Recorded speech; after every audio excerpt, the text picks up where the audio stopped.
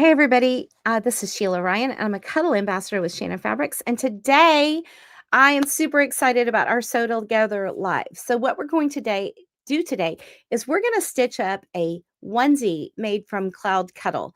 Now, before we actually get to the sewing part of it, I wanted to talk a little bit about Cloud Cuddle, about different patterns that you could use, and just some different things that you might want to think about when you're picking a project like this to make. So let's talk about Cloud Cuddle first of all. So Cloud Cuddle, if you haven't ever gotten to feel it, you might go back and look in the Shannon Fabrics YouTube for a cuddle conversation that Ajer Perello and I did about all about Cloud Cuddle. We talked about Cloud, what it could be used for, the way it works, and how to do some different sewing and serging techniques with it. But it's a really informative episode with lots of tips and tricks already. So today, what we're going to do is we're actually going to make a garment out of it. And you may have seen some of the videos that we've done where we've made a Cloud Cuddle robe, or maybe you've got to participate in a class where we were using Cloud Cuddle.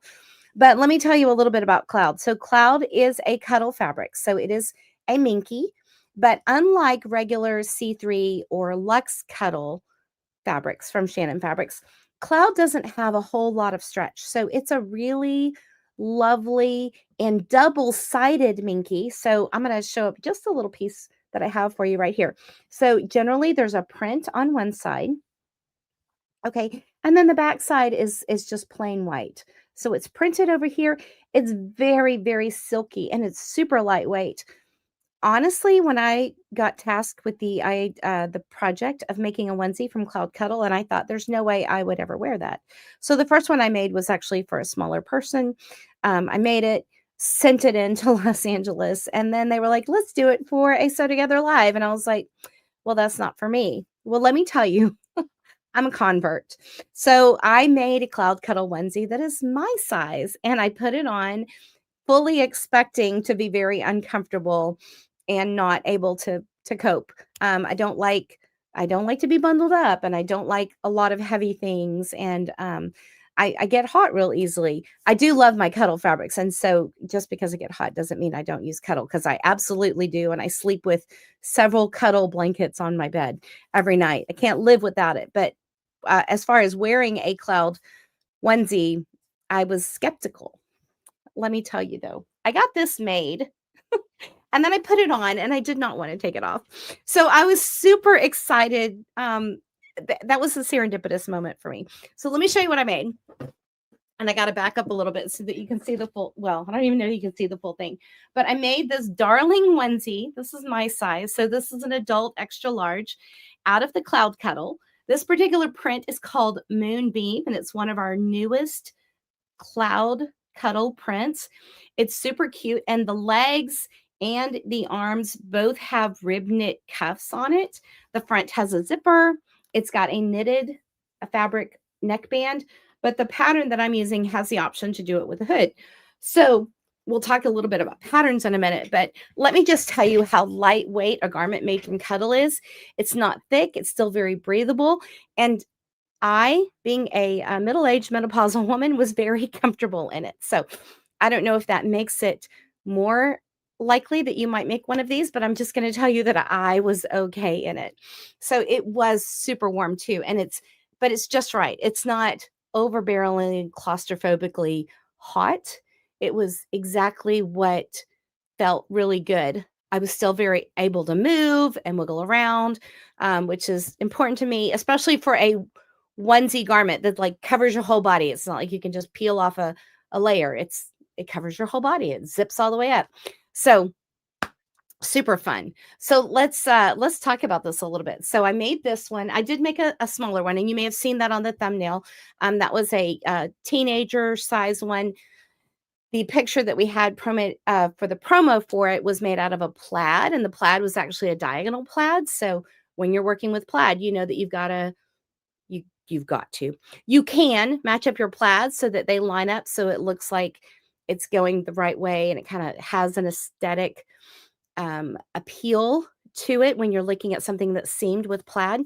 So that was a similar pattern that I used, and I'll show you which one that one is in our links Adriana is over in behind the scenes, and she's going to help me with some of these links. But I'm going to be showing you a few different patterns that you might use, including the pattern that I am using. I'll show you, tell you about where it is, where to get it, and all that kind of stuff. So the pattern for the one that you saw in the promo, which was on a background, a Christmassy background, and it had a plaid onesie on it. I use this pattern from McCall's. This is McCall's 7518. Okay, so if you have a place that sells paper patterns and packages, you might be able to find this one. This one is also available from the simplicity.com website. I know everybody was worried about where are they going to get their patterns now. Well, Simplicity has them online, and you can either get it as a paper pattern or you can even download the PDF, which I think is really exciting. Independent pattern designers have been selling PDF downloadable patterns for a while now, and I think it's really cool that a company like Simplicity, which has been kind of the staple for where we've all gotten a lot of our sewing clothing patterns, but they've entered that domain as well. Another pattern that you might be interested in using to make a onesie, and this may be a little bit, outside of the box thinking, but think about a costume pattern. So this is Simplicity 9840. Okay, so this is a set. That's a fairly chunky envelope because it's got sizes for children, size 3, all the way up to adult extra large, all in the pattern pack. It's a great value for a pattern, even if you bought it at full price, which there's lots and lots of sales. So this might be a pattern that you're interested in. And before you say, oh my gosh, that's got ears and that's got hood and all those things, you don't have to use all the pieces. On the back of the pattern, they will generally show you a lot of different options. So on this one, here's the basic suit, right? There's the basic onesie suit. And then it has options. Maybe you want a belly on it. Maybe you want the hood with the ears. There's all kinds of different options that come in a pattern like this. So that's why these are a really good value. So the one for this McCall's one, the McCall 7518, that first one I did, it had, you buy either the kids version or the adult version, but also the thing that comes in it, which I thought was super cute, was the puppy version. Do you see that little pup right there with his onesie on? And so in the, upside down, in the pattern, the puppy version is in there as well. And you can see that you could make this one with a hood. I did not. And so I did. I did do the hood on this one because that's the only way this one came. This pattern right here, the hood is a separate piece, but the onesie itself does not have a hood attached. Those are traditional patterns for the onesie that you might find if you had a store that sold paper patterns in envelopes like that you were used to getting. If you're new to the PDF pattern world, you may have seen groups like Patterns for Pirates or Rad Patterns. There's lots of different companies out there that they're independent designers that create garment patterns, and they sell them as a PDF download. So this one, the one that we're actually going to make today, is from Patterns for Pirates, and it's called the Funsy Onesie. Now I'm holding up my iPad because when I get a paper pattern or a PDF pattern that I download online, I don't always print it out so that I have something like this in front of me. I'm trying to save paper, and I'm trying to have some sustainable practices in our life. So a PDF pattern that you might get may not have the pattern illustrations that you're used to having, so that these patterns fit nicely in their packet and they have just a page of illustrated instructions. A PDF pattern generally will have photographs so that you can see very clearly exactly what each step is supposed to do and what it's supposed to look like. And so there is a lot of extra information that's included in a PDF pattern like this, which is why I really love them. Adriana has put up some links in the comments for this pattern, but also for a Facebook group full of other PDF pattern. The designers are in there. They're always talking about what patterns they have that are new, that are on sale. And there's also a lot of support. So if you're new to getting your patterns in the PDF way, there's lots of help for you in there. We'll talk a little bit more in a second. But the thing that I do is I save the tutorial file where I can access it, like either on my iPad or on my computer. Sometimes I can use my phone to access it, but I need to see it. I need a little bit bigger, so I'll use my iPad to show it. And this is just, I'm not going to show you the whole thing, but this is what I'm using as we walk through this tutorial. I'm using the PDF version of this, and I'm going to be scrolling through the steps to make sure I don't forget anything. Now, one of the things that you'll find in PDF patterns that you download is oftentimes there is a lot of information, because they're not just giving you the pattern, they're also giving you they're giving you lots of options, first of all, because they can, but they're also teaching you a lot. So do you remember those tests that you might have gotten and the teacher said, read the instructions all the way, or read all the way through to the end first? That's what a PDF pattern, that's really, really crucial. And I think those tricks that our teachers were playing on us really help us with a PDF pattern like this, because it really is important for you to read all the way through, because you may not be using the exact same materials or the exact same setup. Maybe you have a different sewing machine, and you can make adjustments or follow the author's suggestions to get a really good result based on the different information that's included in the pattern. So PDF patterns are a wealth of information. And I hope that you would, just explore some of the PDF patterns that might be available. I do know for sure on Patterns for Pirates, they have a great pattern called the Walk the Plank PJs, which is a one-piece pajama bottom pattern. Works great for Cloud Cuddle, by the way, but it's free. And so that would be a great one to start out with if you're new to PDF patterns in the beginning. Okay, I'm checking the comments here at the same time. But if you're watching over on YouTube, be sure to say hi to Jackie. So my friend Jackie's over there manning the comments on YouTube. Adriana is helping us with the comments over on Facebook group, but I don't want to miss anything. So if you guys have a question, I want to make sure to get it. And I see several of you guys on here with me. So thank you for joining, first of all. We're really excited to talk about this with you. Let's see. Jana, this is a really great question already out of the gate. Could you recommend a color or print to use? I'd hate to look like a giant marshmallow. I totally get that. I don't want to look like a giant marshmallow either, especially as a plus size woman. And so I was surprised by the variety of Cloud Cuddle prints that there were.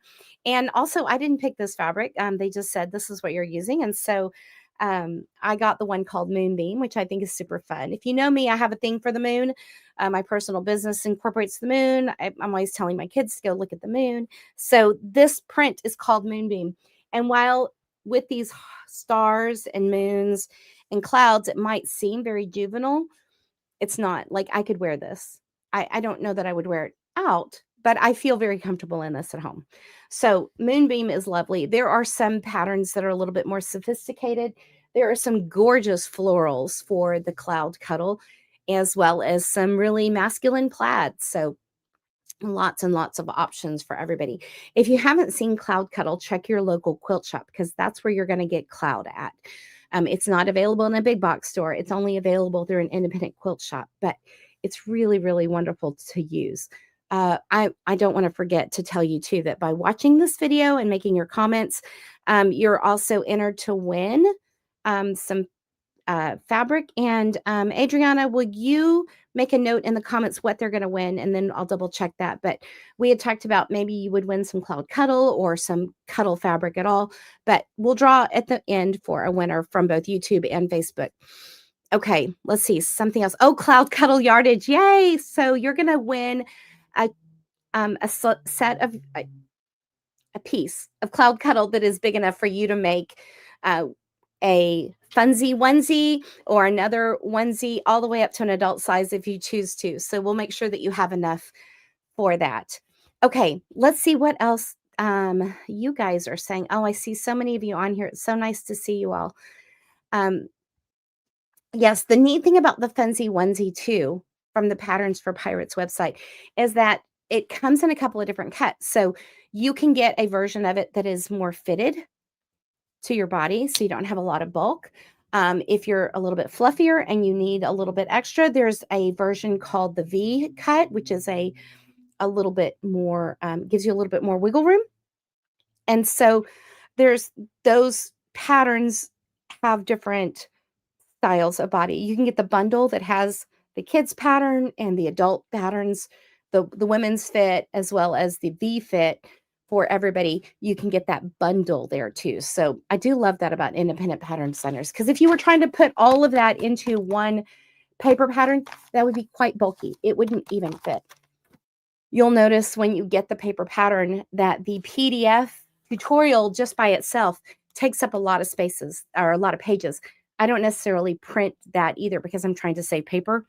Even if I were to print this double-sided on regular printer paper, that would still be 20 to 30 pages double-sided because there's so much information in here. So a bundle is really good value. It's almost like having a book published, if that makes any sense. Okay, let's see. The other thing that you need to know about PDF patterns is that you can print them at home. So when you get a PDF pattern, and I'll just show you real quickly on this version, there'll be a kind of a layout, a schematic that shows you when you print it on your printer, how to put your pieces together. So think about a paper pattern. And when you get a paper pattern, I'll just pull mine out. This is that McCall's pattern. You'll get a instruction sheet. And on your instruction sheet, if I grab the right one, let's see. Oh, that's a little piece of the pattern here. You'll have all of your instructions. No, that's not the right page. Let's get the right page out of the packet. There it is. So you'll have your options that you can choose from. You'll have some general sewing tips, which are always handy to review. Even if you've been sewing for a long time, it's good to have all of that information just to remind yourself. And then you'll have the schematic for the pattern pieces, right? As well as some cutting layouts. Now, I'm not going to show you all of that because that's proprietary information and you need to go get the pattern. But these cutting layouts are super helpful because it shows you how to lay out the fabric to make the most of the yardage, or to lay out your pattern pieces to make the most of your yardage. When you're working with a PDF pattern, you're going to see something like this. This is not your fabric layout. This is just how the pieces go when you print them out and need to tape those pages together to make one big pattern piece. So let me show you something like that. So I have the Rad Patterns onesie. This is called the women's the cosplay suit is the name of the pattern. It's not just for cosplay though. You could use this for the pajamas, for a onesie, for lots and lots of, there might be many reasons that you want a cosplay suit. Hers is just called the cosplay suit. And so you can see that these are taped together. I just printed them out of my printer. I cut the size that I needed. And before I cut the size, I taped all my pieces together and then cut them out.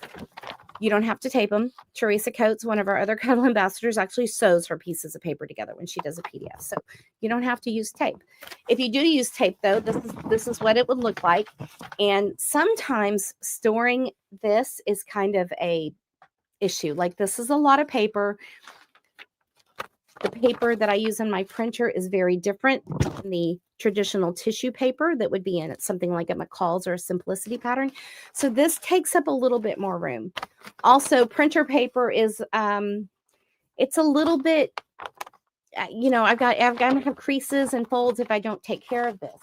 So another thing that you can do with a PDF pattern, and this is what's super exciting, is that there's traditionally an AO file in your PDF pattern. So an AO file, well, mine's all coming apart here, is a big, this one's really big.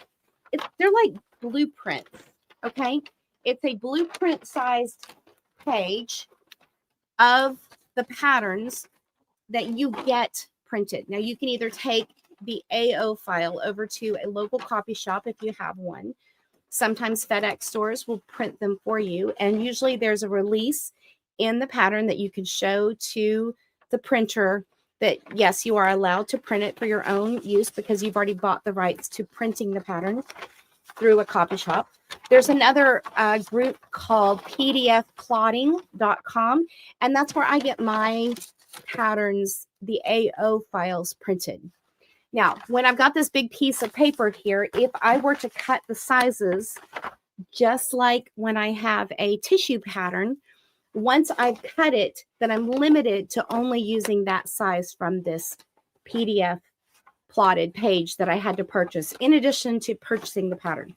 So what I'll often do when I get a page like this is I find a blank wall in my house and I'll hang this up. Now, there's no blank walls in my house.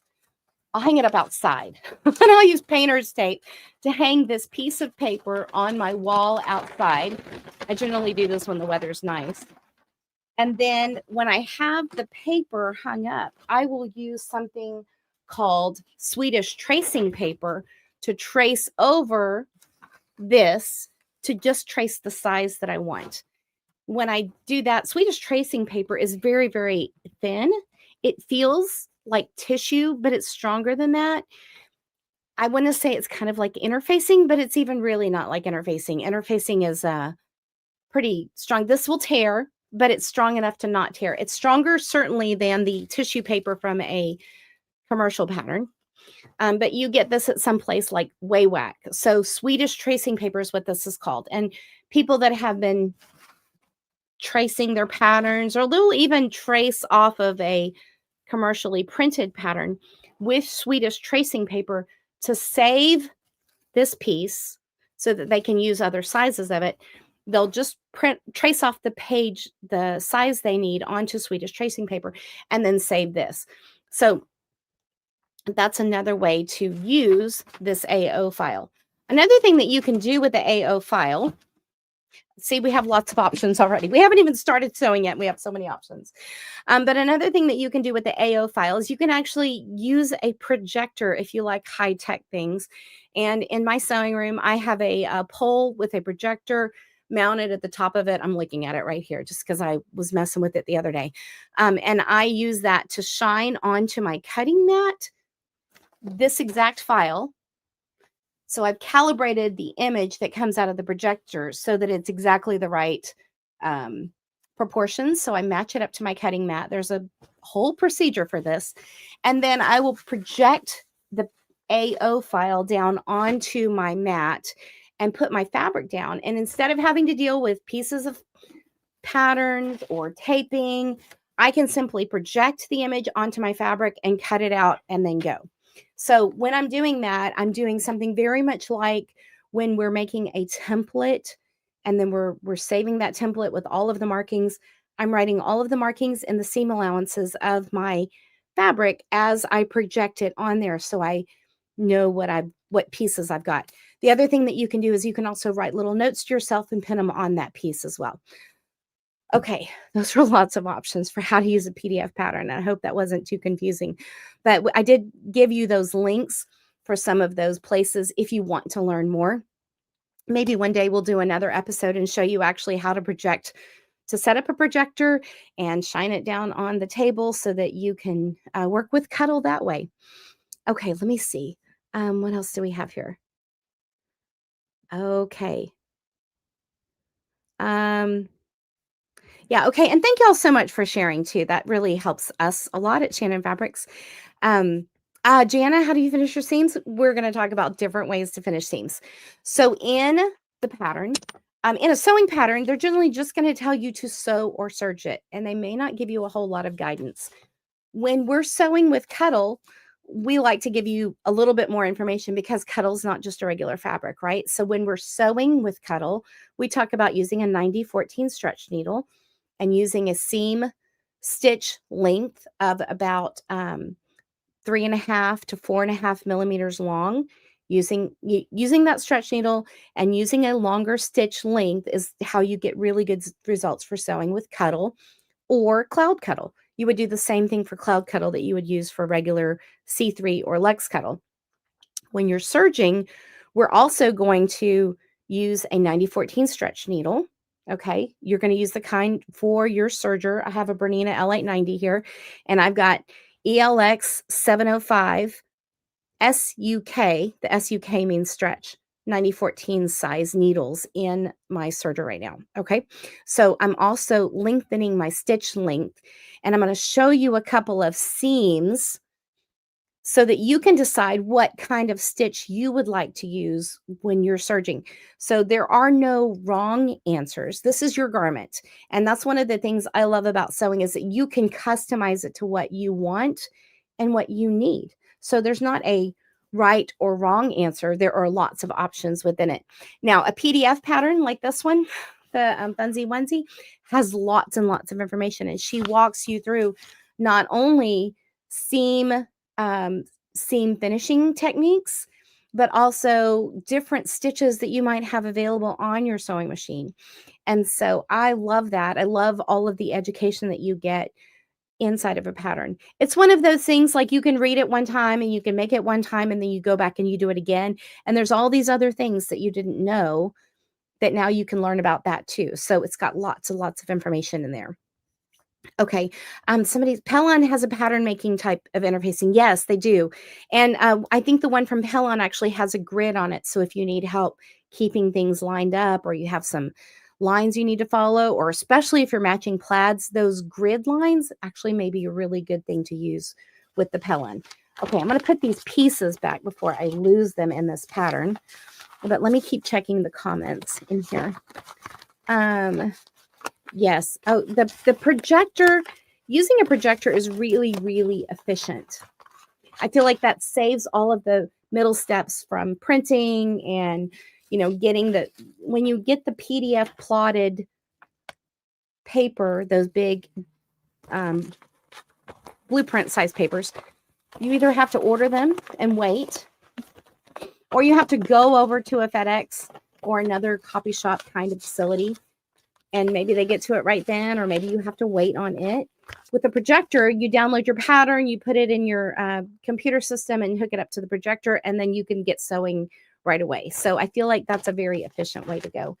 And when I'm ready to sew, I'm ready to sew. I don't want to wait around for something. Honestly, these patterns right here that I have on the AO, the ones that I got from PDF Plotting, I have not yet made all of them because it was one of the things I ordered in the moment, and now I've moved on. So I have to remember that I have these the next time I get ready to make, a shirt like that. Okay. Let's see. Oh, thank you. Del Marie, that's really great. Pellon 830 Easy Pattern is the name of the Pellon product. Thank you for putting that in there. Okay. Do you want to sew some things? Okay, let's sew. So what I have is I have the Funsy Onesie cut out in a size medium to sew for us next. Now, before we sew it, I'm going to tell you what I'm going to do. I'm actually going to serge most of it except for the zipper. Do you need to serge all of it? No, you don't. The neat thing about Cuddle fabric, as y'all know, is that Cuddle doesn't fray. It doesn't ravel and it doesn't come undone. So you can have a raw edge on the inside of your garment and it's not going to come apart. So you could just sew it with a straight stitch on your sewing machine and that's fine. That's really fine. There's nothing wrong with that at all. And I'm not just saying that, oh, that's fine. Bless your heart. No, it's really okay. It's more than okay. It's great. If you're using a serger, though, you know that with a serger, you can finish the edges in a very neat and tidy way. The threads from the serger loopers actually wrap around the edge of the fabric, enclosing the edge of the fabric so that you don't have a raw edge inside. Some people will serge all of the edges of their fabric before they seam it together with their sewing machine. That's one way to do a finished seam on the inside. Other people will do all of the construction with their serger, and that's what we're going to do. We're going to use some stitches that are strong enough for seaming and finishing the edges at the same time. But yes, as Jackie said, because it's 100% polyester and it's a knit fabric, it doesn't fray and it doesn't unravel. Now, does Cloud Cuddle have some cuddle dust? Yes. Yes, it does. It is cuddle. The fibers are like cuddle fabric and they stick up over the backing of the fabric. And so when you cut it, there is some cuddle dust that happens. Now, full disclosure, I do not have time. I have not taken time to very carefully cut my Cloud Cuddle so that I don't get any cuddle dust. But because I'm using a serger and the cuddle dust from serging drops into my cutoff bin, I'm not worried about it like I am when I'm working with Luxe Cuddle, or actually when I'm serging, I'm not really worried about cuddle dust at all. Okay, so we'll just go back to there.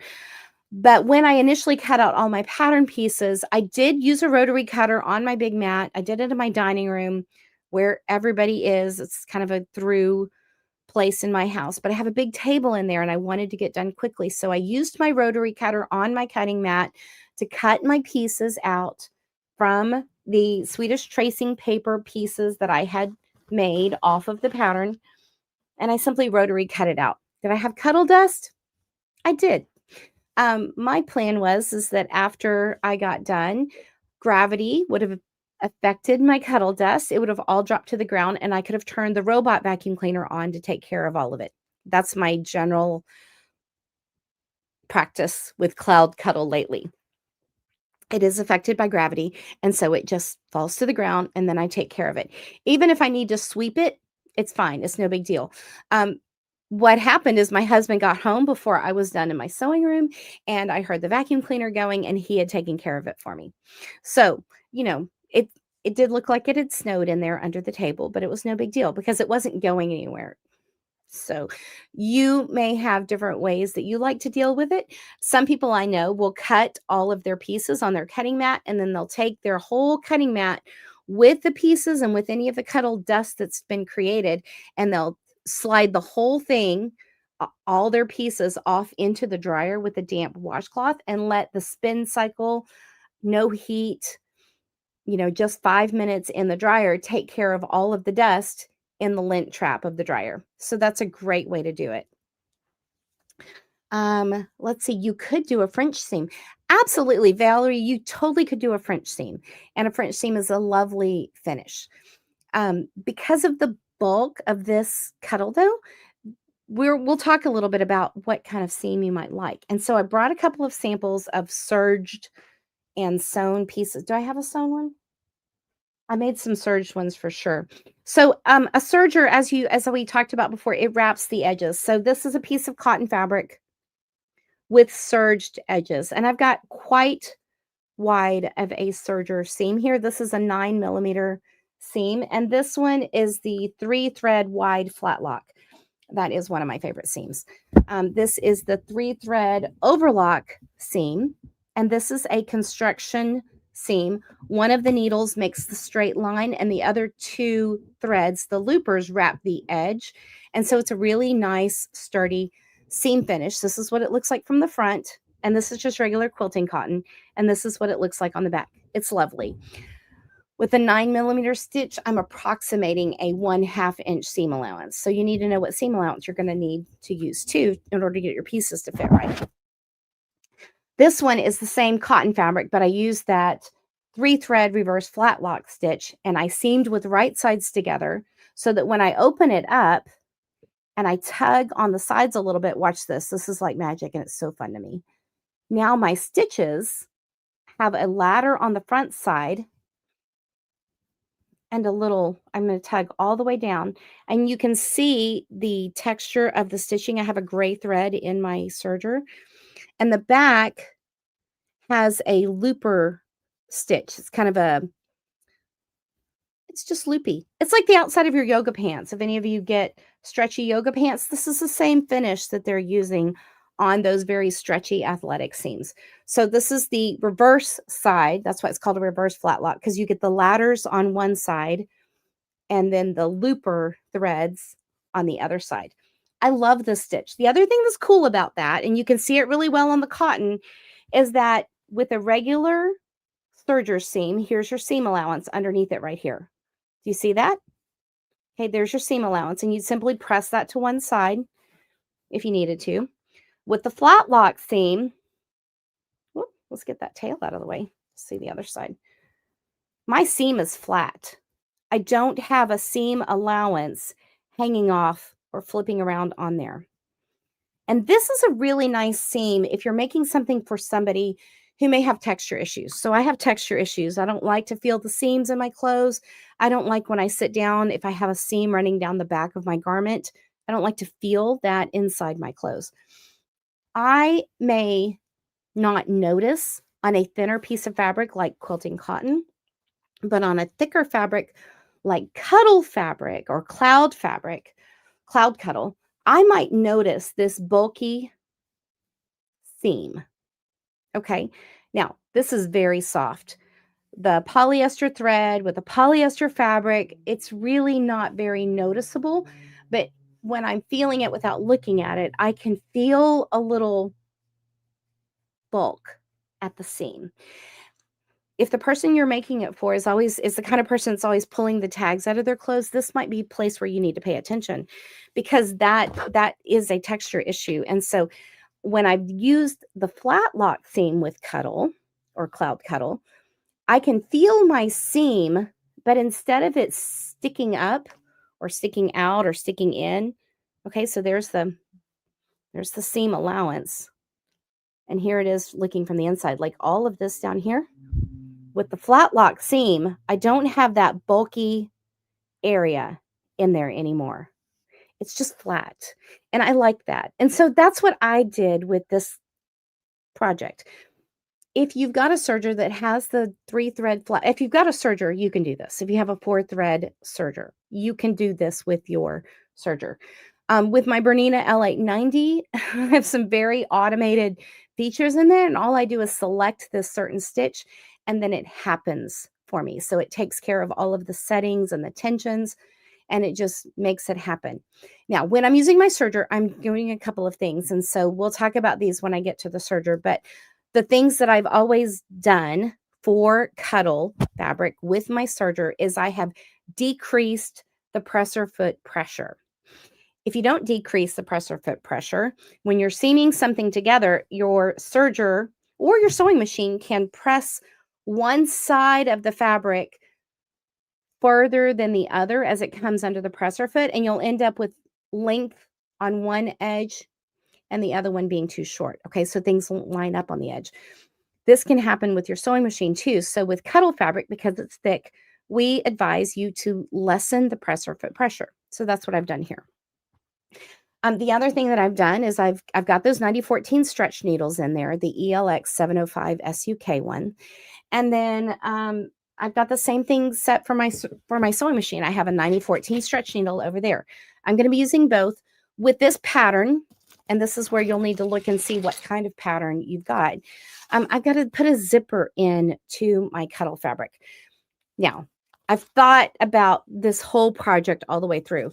And so while my pattern says that I should be putting the zipper in first, that's not what I'm going to do first. The reason that I'm not putting a zipper in first on this pattern is because I want to make sure that my neckband hits just right on the zipper that I've chosen. If you're following the pattern as written, you may not need to be that finicky, but I'm a little picky about how things are on my neck. And so I wanted it to line up, and I want everything set, and then I want to put my zipper in at the end. And so that's what I'm going to do. The zipper that I've chosen for this is actually a sport zipper because it has the big chunky teeth. I didn't want to use a purse zipper. I mean, I could have, but I've got a sport zipper that has nylon teeth, but they're a little bit bigger and chunkier than just the zipper on a standard dress zipper. Okay.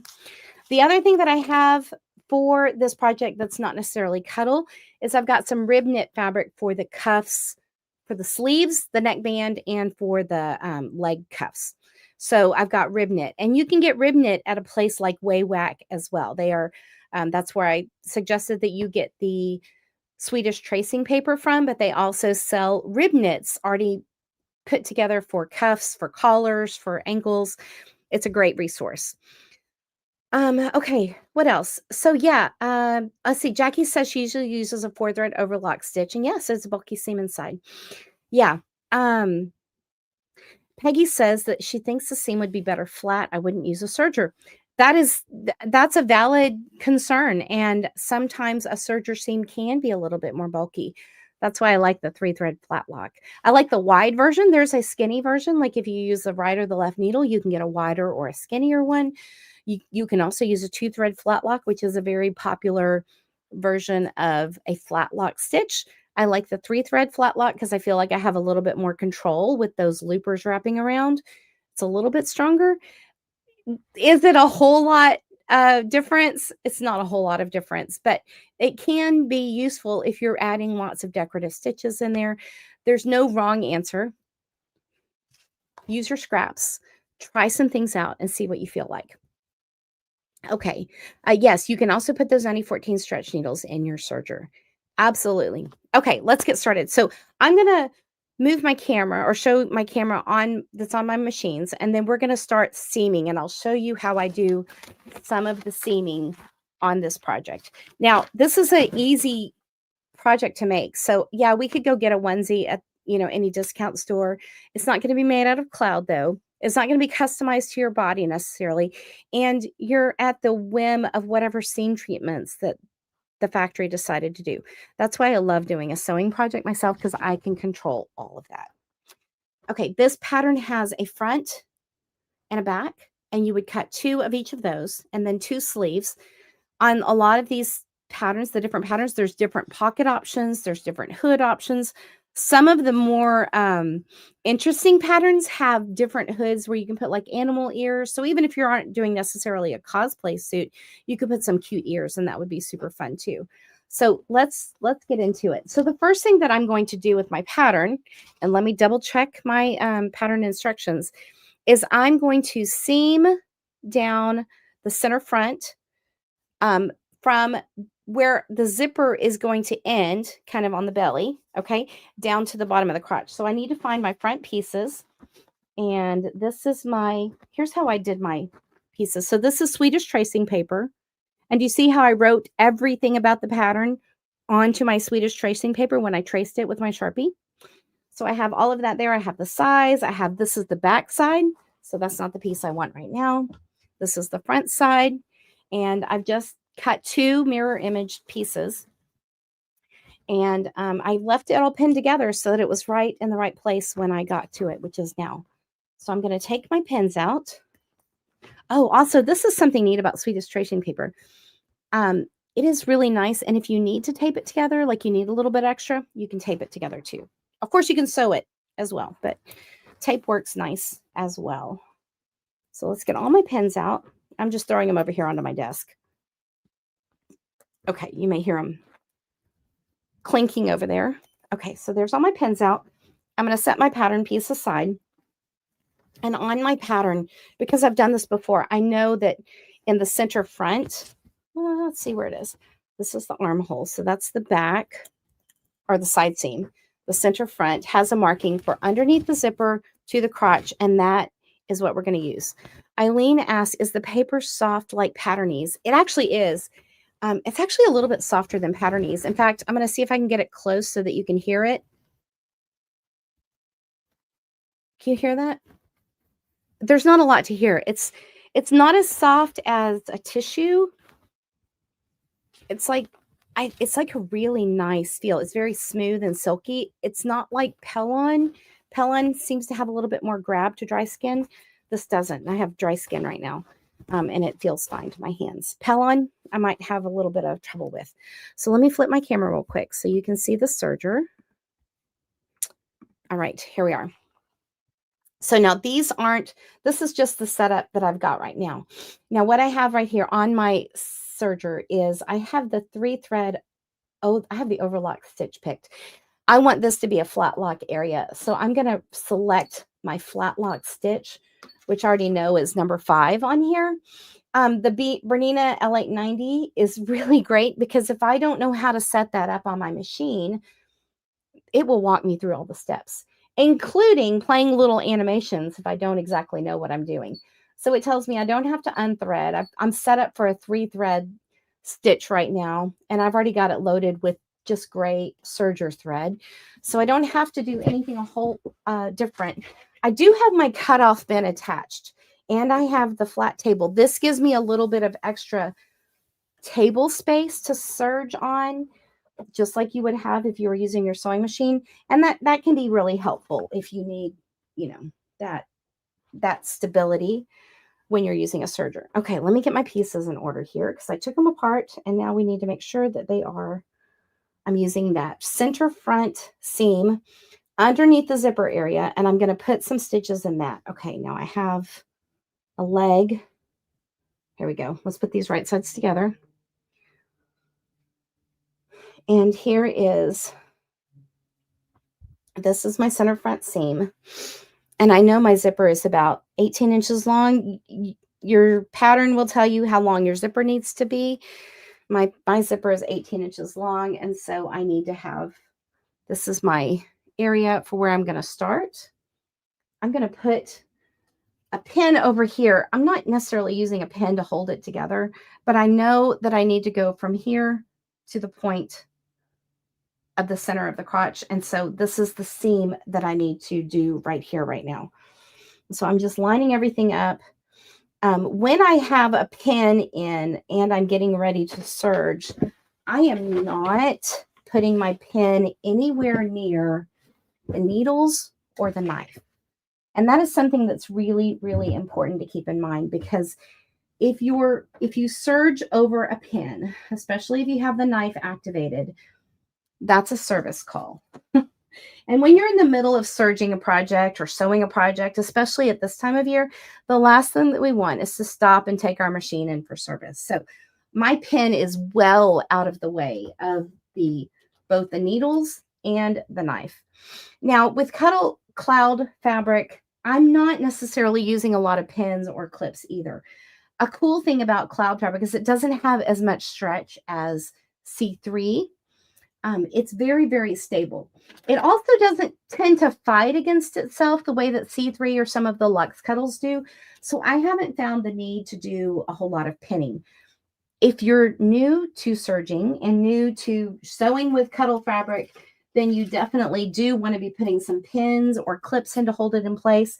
But you do need to mind the needle and the knife of your serger, because you absolutely do not want to run over any of those. The pins that I'm using are the Clover flower head pins.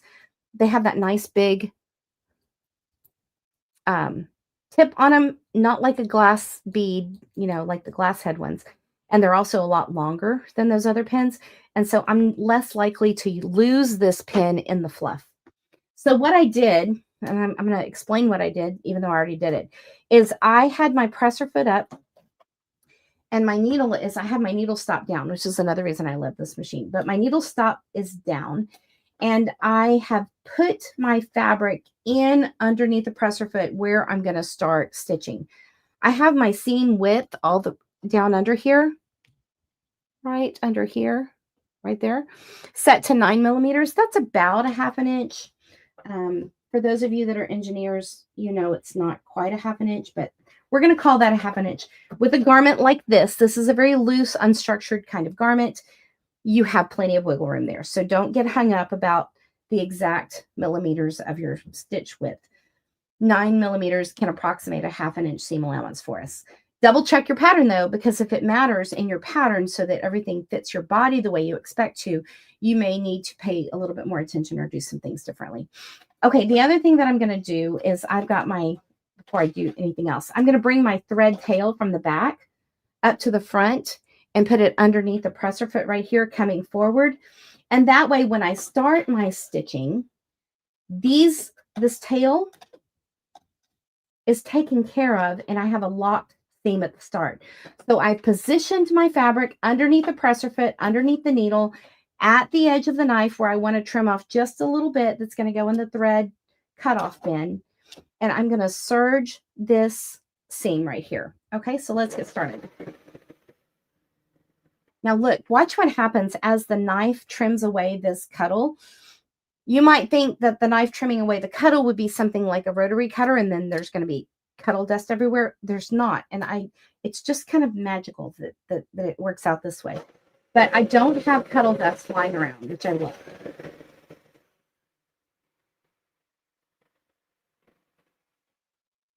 I'm going to cut off my thread tail there. The other thing that I do when I finish a serger seam is I pull one of the stitches in the seam in order to lock that right there. What I do is I pull the needle thread. I just happen to grab the first one right away. It makes the tail skinny, but it also locks the thread at the end right here. This is my preferred method of dealing with these thread tails. Once I have that tight and it starts to pull into the seam, I can trim that off, or I could grab it in with a hook and pull it back through the seam. My first one, I don't have a tail at the end of it because remember, I pulled it through the front, so it's already caught underneath there. Now I can take my pins out. This is my seam. Okay, I have my seam set to 2.5. And I forgot to tell you that we actually need to lengthen the stitch length here. I'm going to lengthen mine to 4 because I like my stitches a little bit longer. So this is a lot of thread right here. We're not going to have that much on the next. But now when I open this up, I have a really pretty seam here, but watch what happens when I give it a tug. Now it's flattened out the seam, so I don't have the bulk of the seam allowance in there. Or rather, those seams have, they've moved the fabric one on top of the other instead of two sticking out right here. They've kind of rolled over on top of each other, and it's nice and flat. And I love this. This is a really great place to have a seam like that, right? On the front between your belly button and the crotch area. I don't want a lot of bulk there. I think that's really perfect. Now, another thing that you can do with Cloud, because it's Cuddle, right? You've got these fibers. If you don't necessarily want to see your stitches, if you'll simply rub the tip of it, you can use your fingers or a stiletto. You can rub the Cuddle fibers out of the seam, and they'll cover up any of those stitches. I'm going to grab my Clover Hold It Precision Stiletto. I just got this and I haven't taken it out, but I've used one before and they're really great.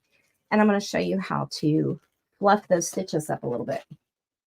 If we can get it out of the package. Oops.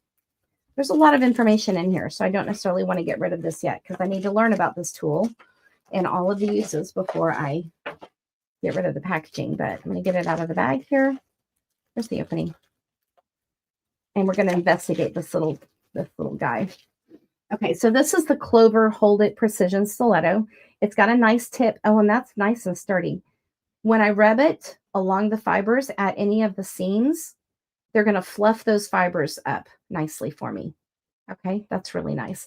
The other end is really cool because it's kind of got a flat rubbery tip. And I could use this for helping to hold things as they go through. So it has a little bit of a grip to it. I could also probably use that for pressing. Let's see. So here's my traditionally serged piece of fabric. And I could probably, yeah, well, maybe. I know I could definitely use the back side of the stiletto edge to give a nice finger press to that seam. So this is good for gripping. This is good for poking and for fluffing. So I'm happy with this. It also feels really good in my hand. It's nice and ergonomic. Okay, that's the first seam. I'm going to be putting the zipper in above this area that I just stitched. Okay, so the zipper is going to go in the center front, but I'm going to do that last. So what I'm going to do right now is I'm going to seam the center back pieces together. And let's get our back pieces. They fell on the floor. And again, I have to take all my pins out. And I know that this is the front, this one is the front piece now because it only has that center front stitched a little bit in the middle, not all the way up. So what I'm going to do with the back pieces is I'm going to use that same flat lock stitch and stitch the center back up. Okay. Let's get all of these pins out. Got so many. There we go. And I can set aside my pattern piece to use later. And now when I cut my fabric out, I cut it wrong sides together. It's so soft. It's really soft. Is Cloud the same height as Quilting Cuddle or C3? Cloud is actually a little bit longer than C3. So let me just show you the side here so you can see the height of the fibers. So C3 is 3 millimeters long. This is definitely longer than 3 millimeters, maybe 5 to 6 millimeters long. It's also got the pile on both sides. So this is the right side. There's some fluff, and there's the wrong side with also the fluff. So while it is thicker, it actually performs, I feel like it's a little bit easier to work with, and it performs really well underneath the serger blade, but also under a sewing machine needle as well. So here's my center back seam.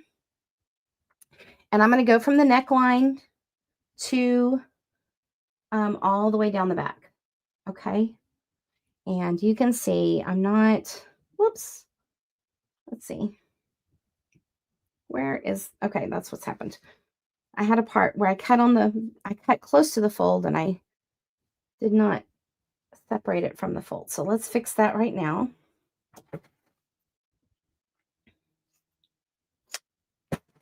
Now I've got a good place. Let's see. Here's our center back. This is just me moving fabric away from the camera. You can't really see what I'm doing. Here's my center back. And I'm going to sew, this is the underarm seam, and I'm going to go from the center back of the neck down to the center crotch. And again, I'm going to raise my presser foot up, making sure that my pieces of fabric are together at the top, positioning it under the needle. So I'm not going to allow my blade to, or my presser foot and the feed dogs to draw the fabric in underneath the presser foot like you would with your chain piecing cotton fabric. I'm not doing that. I'm being very intentional about lifting my presser foot and positioning the fabric underneath the presser foot. Let's see, I lengthened that stitch, remember? So it's just reminding me. And then as I serge, I am using my hand on the left side to guide the fabric in. The feed dogs are doing a lot of the work. The presser foot pressure is low. It's actually at the lowest that it can go on this machine.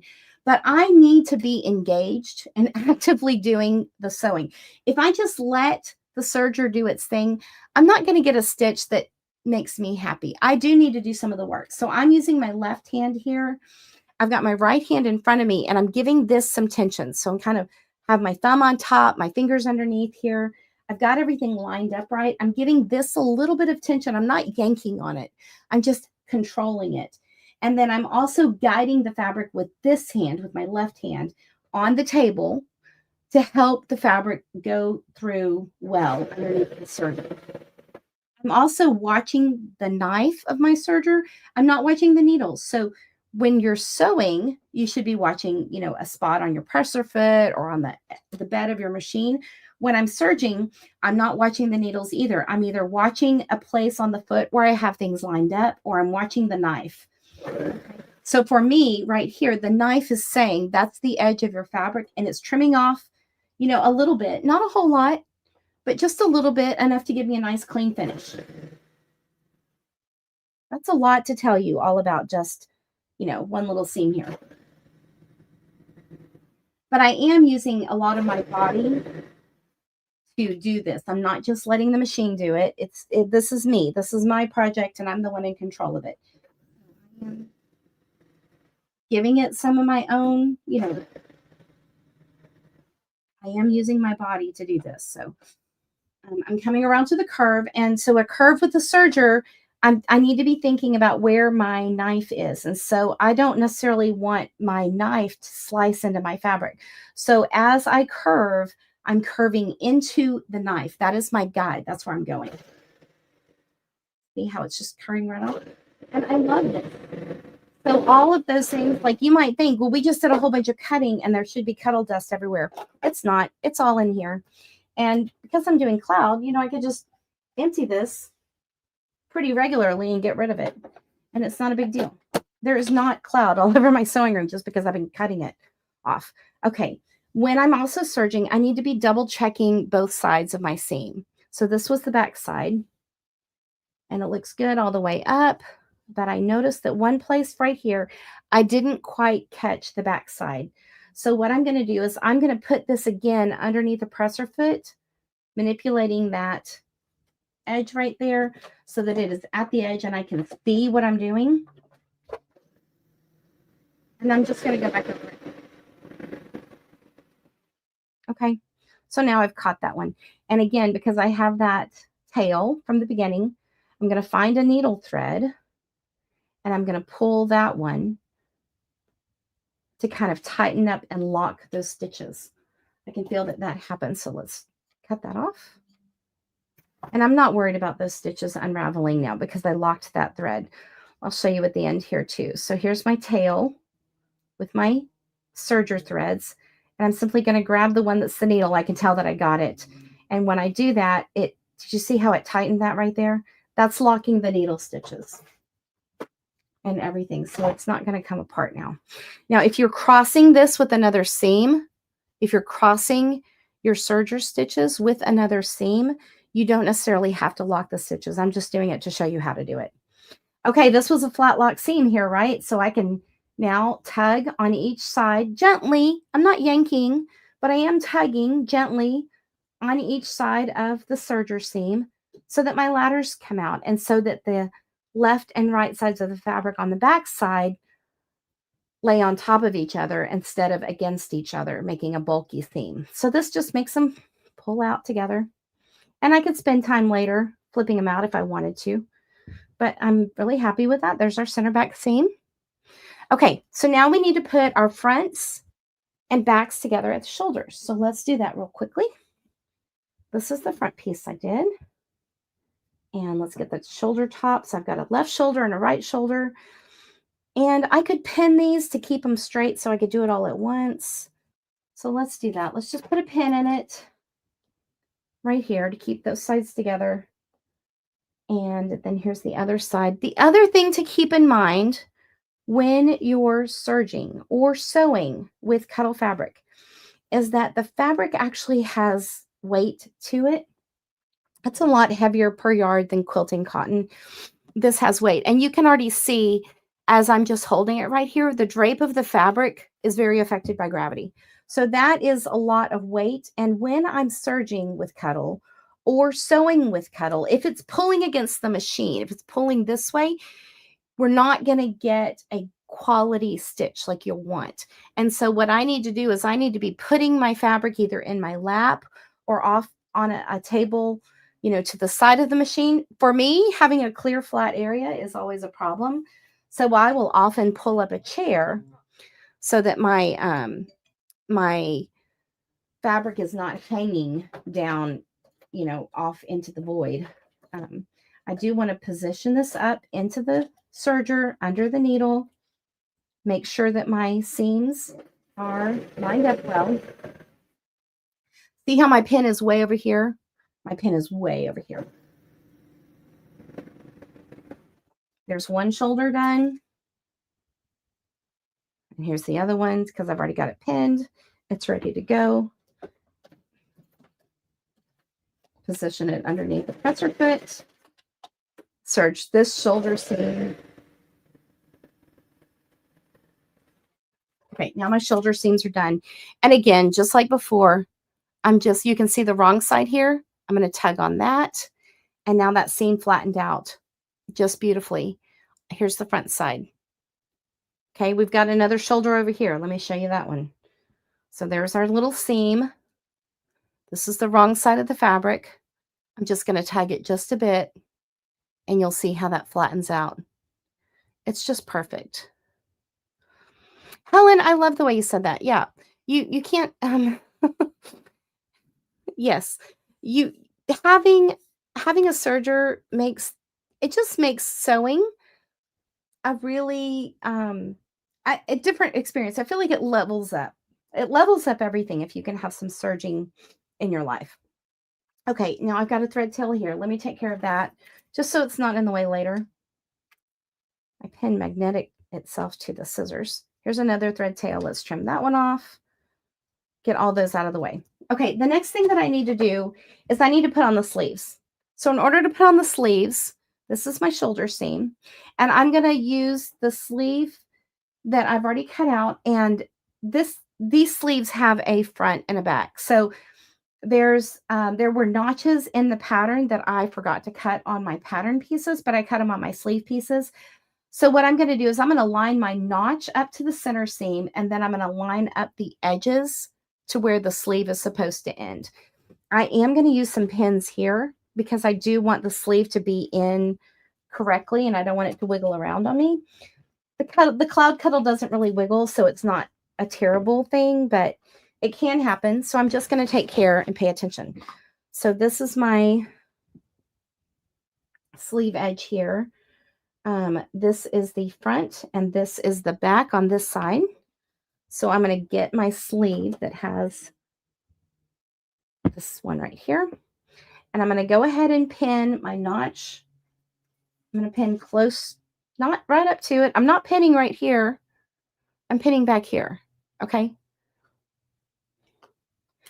And then this is the front. And so I'm going to make sure that the corner matches the underarm corner right there.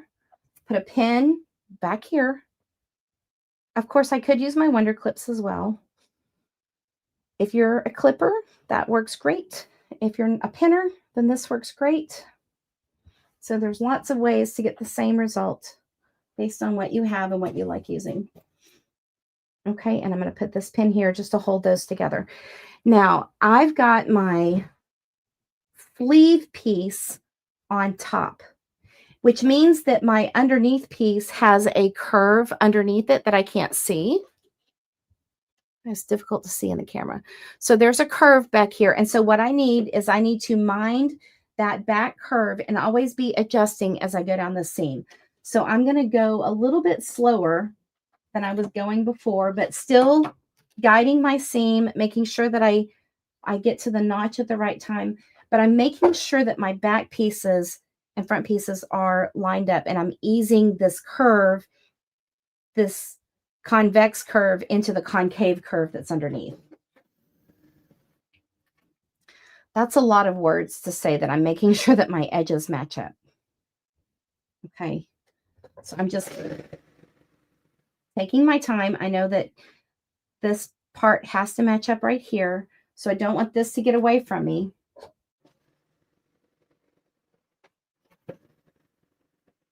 And I'm at the top point. Okay, so I'm always adjusting, and I can feel that I've got some bunchiness up here underneath here. I don't want to get that caught in the serger thread because that's a lot of stitches to have to unpick if you have to do that. But I am adjusting. And so see, there's my pin sitting on top of my presser foot. I want to make sure I take care of that. And then as I go along, I am adjusting the whole way down. Because Cloud Cuddle doesn't have a whole lot of strip, I can do this without having a whole lot of pins or clips. Again, there's the thread tail. And when I pull it, it tightens up that edge. And I can take those pins out. Let me double check. It looks like right here at the top, I didn't quite catch the seam. So if there's a place where you didn't catch the seam, just go back over it. And that was where I was adjusting. I could feel it underneath and I couldn't see it. I was kind of sewing blind. Now I've got both sides. I'm going to take care of that tail right there. Just pull it until I get the needle one. Sometimes it's kind of a game to find out which of these threads is the needle thread and which ones are the looper threads, but it's okay. Just work at it. There's no race. There it goes. See how it starts tightening those up? That was the needle right there. Okay, that was one sleeve. I'm not going to put the other sleeve in. We're just going to work on this one side right here. Let's see if I can scoot back so you can see a little bit more of this. Okay, so there's the sleeve in. I can tug on it. You see the top edge of the sleeve there? I'm going to tug on it and tug this nice seam out. This is the intersection at the top of the sleeve. Super nice, super flat. If I work it there, you can see the roundness of the sleeve cap right there. It is really hard to see that on camera, but I want you to see just how lovely of a finish that is. That's a beautiful sleeve inset, and I'm very happy with that. And I know that whoever's wearing this will not have a bulky area to upset them right there. Okay, I've got one sleeve on. I'm not going to do the other sleeve just to save time, but I am going to show you how we do the side seams on this one. So the next thing to do is put the other sleeve in, and then we're going to sew both side seams down. We're going to sew from the wrist, this is the wrist, all the way down underneath the arm. So here's the seam where we just put the, let's get those together. This is our underarm seam right here. And then we're going to go all the way down the rest of the body. Now, you may have chosen the version where you put on the side seam pockets. And if you're doing that, then you would go around your pockets. But we're going to go all the way down from the wrist, all the way down to the ankle. Peggy asked, can we rewatch this later? Yes, you absolutely can. Let's see. I love my soldier that it's older, and I don't know if it does the flat lock. It actually does.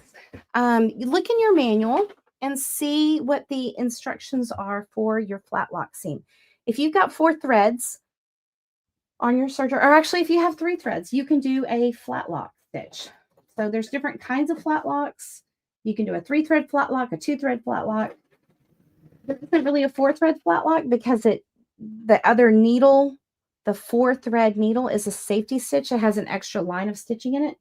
So there's not a 4-thread flat lock, but you can do it with a 3-thread or a 2-thread. And this one just has those stitches and all their stuff built into it. Okay, so I'm just serging down the side of the arm. When I get to this angle underneath the arm, you can see how this is kind of it's more than a 45-degree angle, but it is actually an angle. With this machine, I've got my needle so that it stops down. Just like when you're patchworking on your sewing machine, I can stop with the needle down.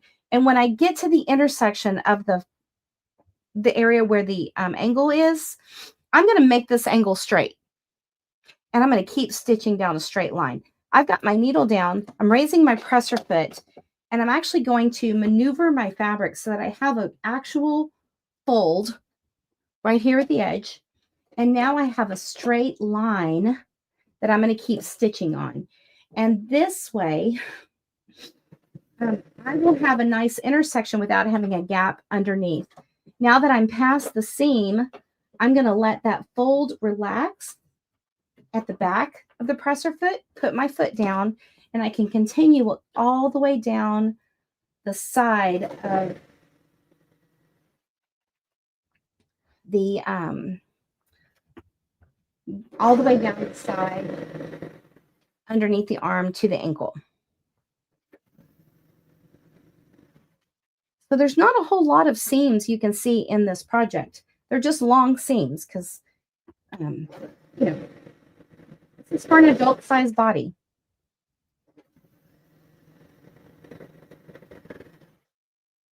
Don't feel bad about, you know, if you need to stop and reposition things as you serge.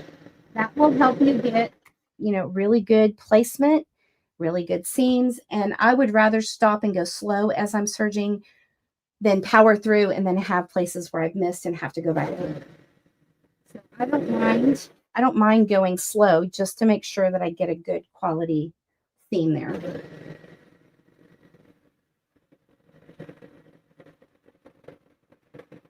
Sew off the edge.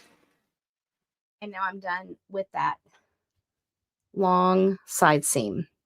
Okay. And the same thing, like I could do it now, I could do it later. I'm just going to open that up just a little bit so that I can work on the seam that's underneath the legs. Now I didn't put the other side together and I didn't put that seam on, but I can put a little bit of a seam down the inside corner of the leg because I do want to show you how to put the cuffs on. And because that's a key part of this garment is those knitted cuffs. So I'm just going to go up just a little bit on the leg. I can also, let's go off there. Move those stitches, and I'll finish that part later. I've already got one that's already finished, but I want to show you how to put the cuffs on. So here's the inside leg. So this is my leg part right here. You can see that I didn't quite line everything up just right there. So let's straighten this out. Just neaten it up. And now I have my bottom edge. Now this is going to be contained in another seam. So I could, you know, lock that, but I'm just going to cut it off for now. And now I've got my cuffs. So I've already stitched up just to save time. This is an arm. This is one that's not stitched. This is an arm sleeve cuff. And then these are the ankle cuffs, right? And there I just chain piece them. This is using a rib knit, kind of like a jersey. It's a little bit thicker, a little bit more substantial than jersey. It has a nice snapback. And I love using something like this for cuffs because it's softer and it's very thin and easy to work with. I've stitched them right sides together, and then I'm going to fold it with that seam inside. I didn't use a flat lock stitch, so that is some bulk there. That's okay.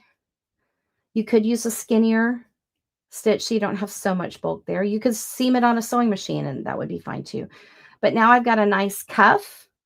Do you see how I just folded that wrong sides together? So the seam is on the inside. Here's my serger tails. You can see them peeking out.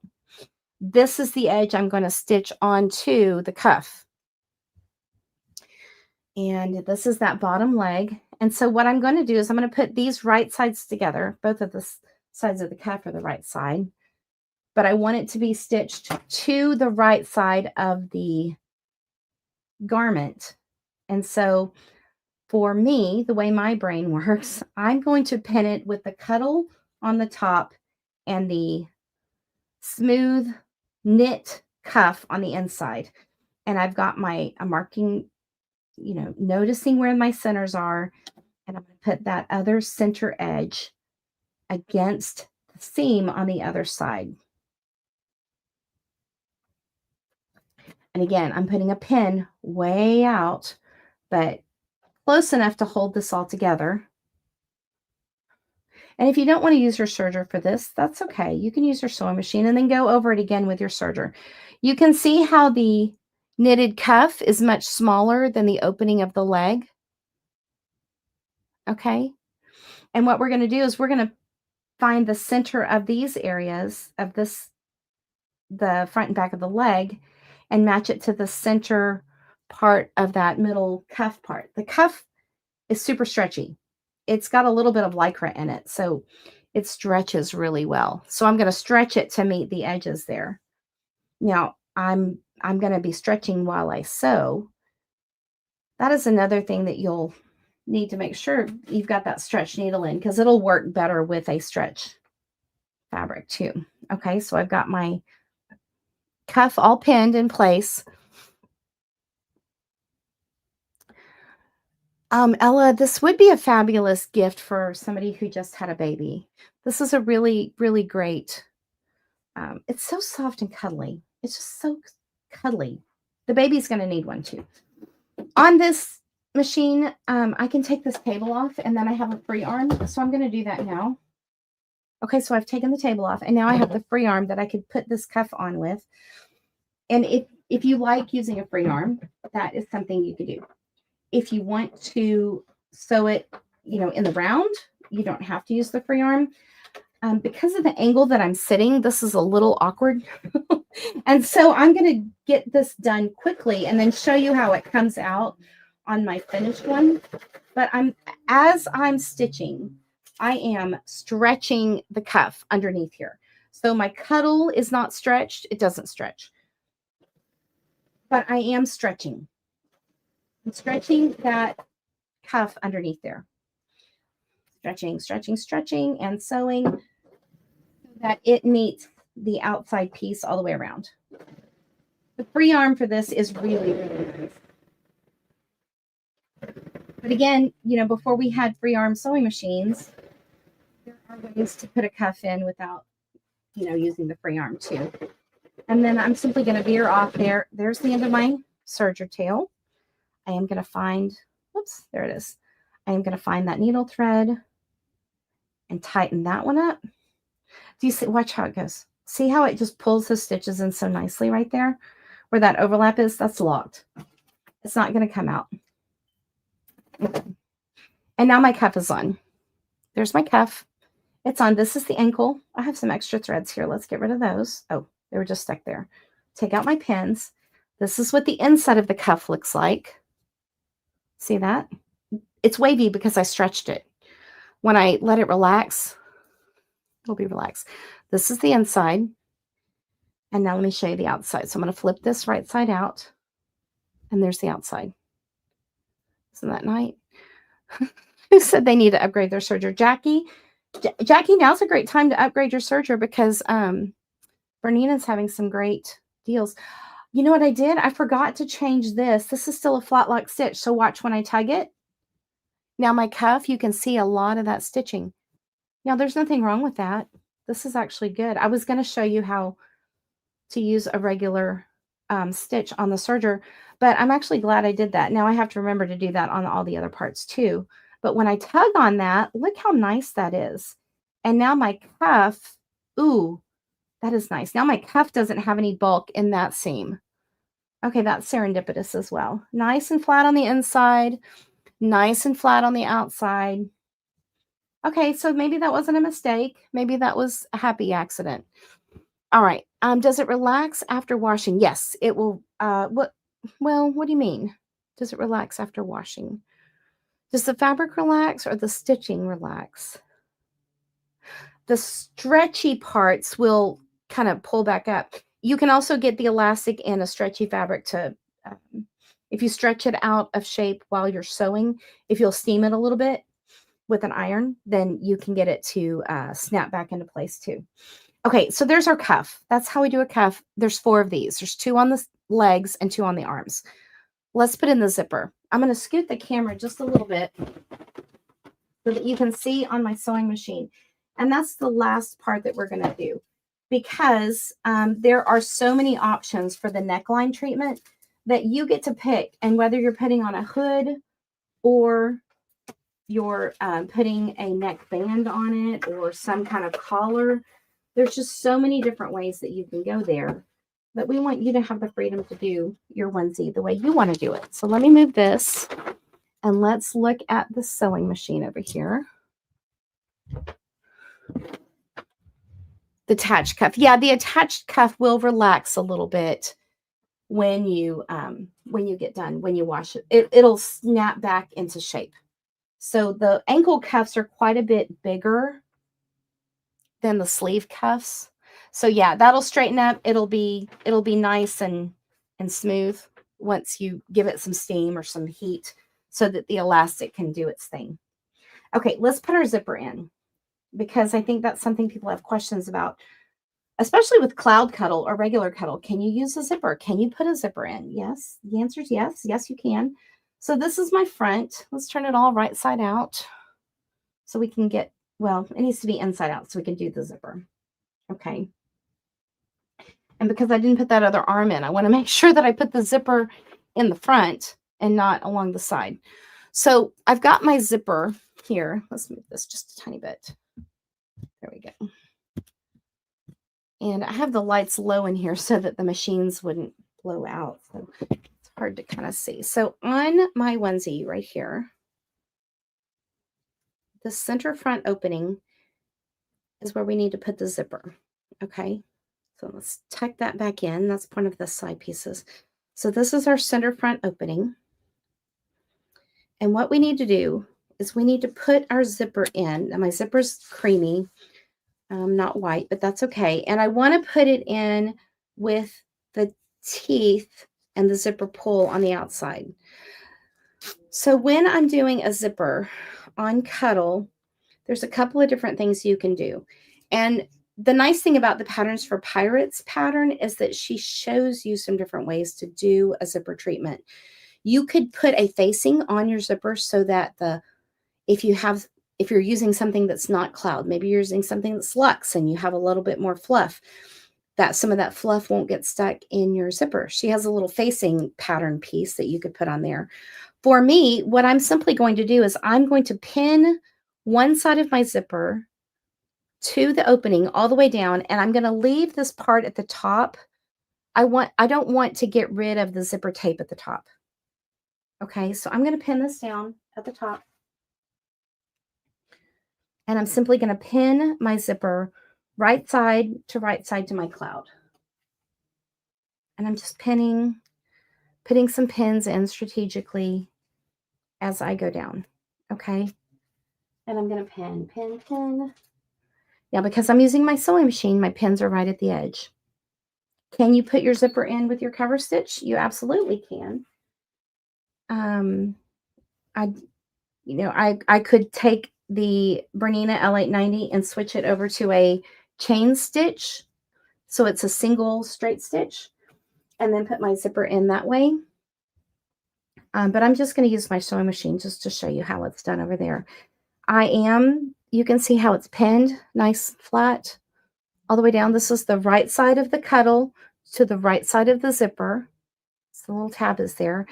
And as I sew, I'm going to move the zipper slider out of the way so that I don't have the bulk of it to work around. Okay. So as I get this piece sewn on, I'm going to reposition the slider so that it's not in my way. But I'm going to sew right down the middle of the zipper tape on each side.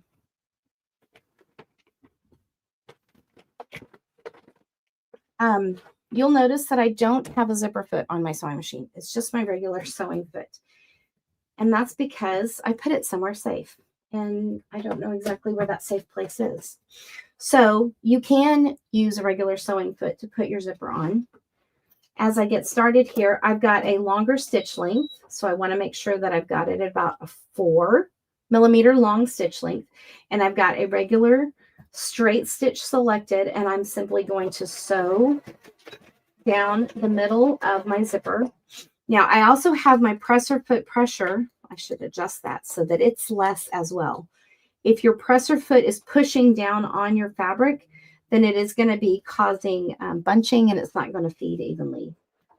So I also have my machine set stop with the needle down in the fabric. And that way, when I stop, I don't have to reposition my fabric, and I don't have a line that kind of veers off and is willy-nilly. I can still keep my same line that I'm stitching. And as I get up to the slider, I'm going to raise my presser foot, move my slider out of the way. And this is a bigger zipper, so it has a bigger slider. And now I can keep on stitching down the side of my fabric and just stitch that down. If you want to, you could put some double-sided tape on your zipper, as long as it's the kind that you can sew through and it doesn't cause a your needle to get sticky. Or if it causes your needle to get sticky, Schmetz has a great non-stick needle that you could use for your sewing machine as well. So that's another option. Lots of ways to get the thing you want out of what you're sewing. And now I've got that zipper side stitched in, and I'm just going to go down here all the way down almost to the bottom. Did I run out of bobbin thread? I did. I ran out of, no, I didn't. Thought I might run out of bobbin thread. Now my zipper is in. Okay. I'm going to flip it. There's the right side of my zipper. And there's the side right here. Okay. So this is going top down. And then I'm going to top stitch this side down as well. Same thing. I'm going to move my zipper pull out of the way. And I'm kind of tugging on the cloud. Not a whole lot, just a little bit. I'm tugging on the Cloud Cuddle just to pull it away from the teeth of the zipper. And once I get, far enough down here, I'm going to raise my presser foot with the needle down in the machine, move my zipper pull up past the presser foot. And again, you can see where the onesie is pulling away from me because it wants to drip off my table. So I've got to put it in my lap, put it up to the side, and I'm just top stitching that down.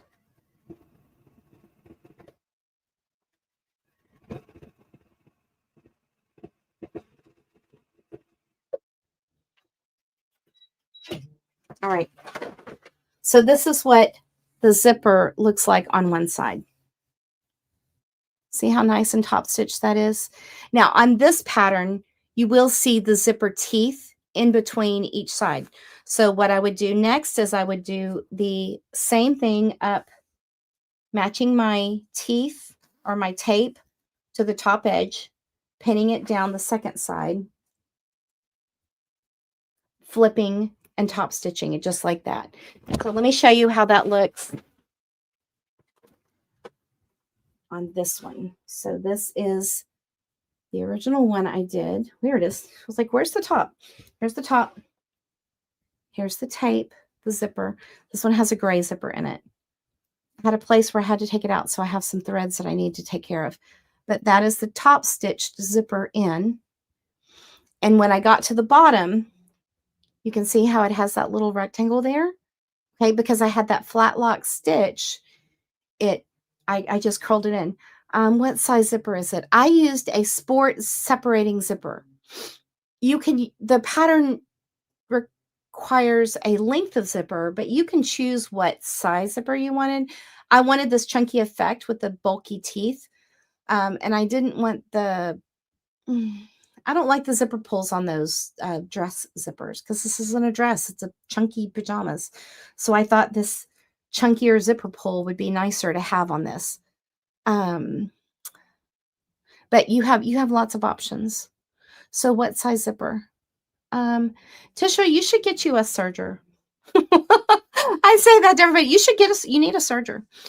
Let's see. So that's how it goes. And then the collar is the same way that you do the cuffs, except you're going to put this in flat. It's all around the top.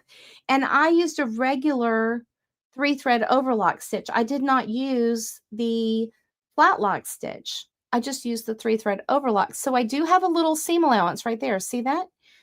I could take my sewing machine and stitch that down and have a bit of top stitching on this.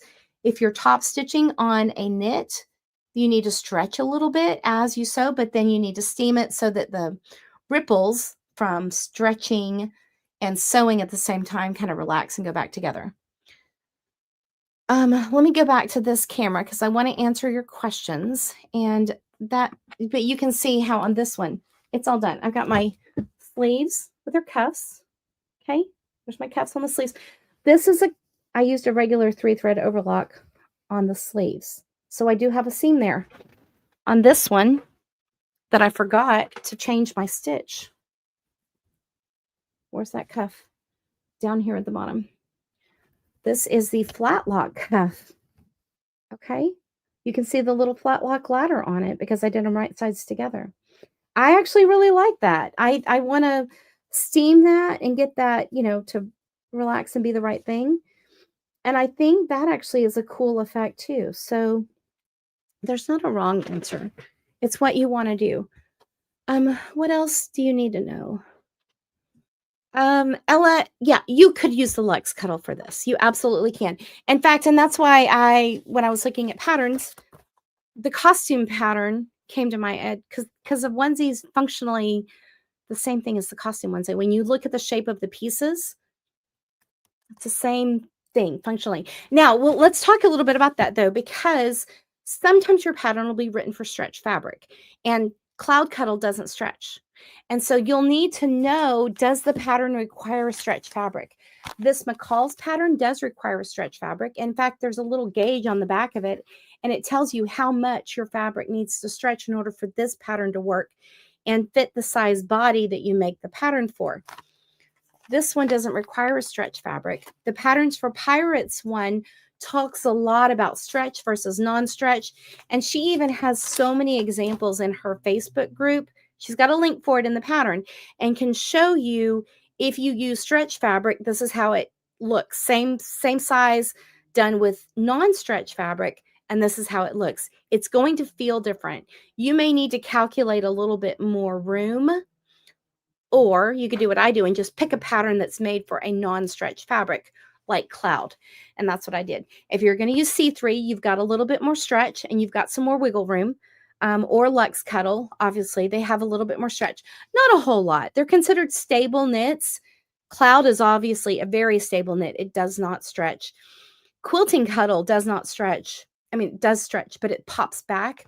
I don't know that I would use Quilting Cuddle for this project. Also, Quilting Cuddle is 45 inches wide and Cloud is 60 inches wide. So most of these patterns are going to require you to use a 60-inch wide fabric. And if you do it with a 45-inch wide fabric, then you're going to have to recalculate because you won't have enough width across the fabric to get, to just use that yardage. The other thing, though, that would be fun to do is Shannon Fabrics has a new fabric called Marshmallow. And if you go into the Facebook group, you will see some projects starting to pop up with Marshmallow. And Marshmallow is a very, very stretchy cuddle that y'all are going to love. We're going to do some videos with Marshmallow. It's fantastic. It also makes a very great onesie. In fact, one of our ambassadors, Emily Misson, made a onesie out of Marshmallow. And it's just really lovely. It's a super luxurious velour-ish kind of cuddle. It's fantastic. It's great for that. Let's see. What else do you need to know about a onesie? I think, don't overthink it. Go make a onesie. Pick the seam. Think about the pattern that you're going to use. Check out some of the tutorials from the pattern designer that you get the pattern from and see what they say just about the garment construction. And then think about how you could incorporate Cuddle into it. That's what I've done. I've done patterns like this before I used Cuddle. And so I'm just taking those same things and now translating them into Cuddle and then the serger for you. So I hope that you make some beautiful things for your family or yourself this holiday season. There's no limit to what you can make. Okay, I need to tell you about some winners because I always forget to do that. But I'm sure that we have a couple of winners that Adriana will get us. Oh, there we go. Oh, we've got 3. Okay, so Donna Morgan, Cindy Shelley, and Jody Laster Wilson. Would you send us an email to info@shannonfabrics.com? Put your name, your shipping info, and your phone number in there.